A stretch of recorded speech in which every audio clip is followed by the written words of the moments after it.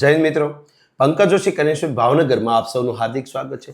મિત્રો, તાજેતરમાં સ્કોટલેન્ડના ગ્લાસગો ખાતે એક કોમનવેલ્થ નેશન્સના ફેડરેશનની એક બેઠક મળેલી.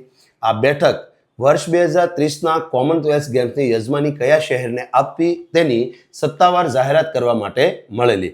આ બેઠકમાં ભારતનું પ્રતિનિધિ મંડળ ગુજરાત રાજ્યના નાયબ મુખ્યમંત્રી શ્રી હર્ષ સંઘવીની આગેવાનીમાં ગ્લાસગો ગયેલું અને આ બેઠકમાં સત્તાવાર રીતે એવી જાહેરાત કરવામાં આવી કે વર્ષ 2030નો કોમનવેલ્થ ગેમ્સ અમદાવાદ ખાતે યોજાશે. મિત્રો, તમને જણાવીએ કે ભારતમાં છેલ્લે કોમનવેલ્થ ગેમ્સનું આયોજન વર્ષ 2010માં દિલ્હી શહેરમાં થયેલું. ત્યારબાદ હવે વર્ષ 2030માં થનાર છે.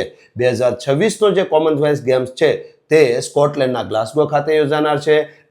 2030નો કોમનવેલ્થ ગેમ્સ અમદાવાદમાં યોજાનાર છે અને આ જે 2030નો અમદાવાદમાં યોજાનારો કોમનવેલ્થ ગેમ્સ છે તે કોમનવેલ્થ ગેમ્સના 100 વર્ષની ઉજવણી પણ તેમાં થવાની છે.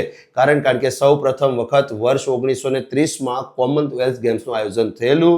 ત્યારબાદ આ 2030નો કોમનવેલ્થ ગેમ્સ એ 100 વર્ષની ઉજવણી એમાં થનાર છે.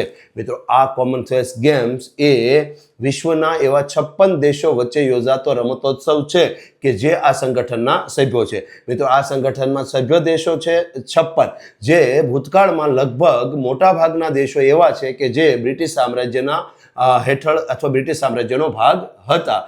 અત્યારે એ સ્વતંત્ર રાષ્ટ્ર છે અને એમની વચ્ચે આ એક કોમનવેલ્થ ગેમ્સ દર 4 વર્ષે યોજાય છે.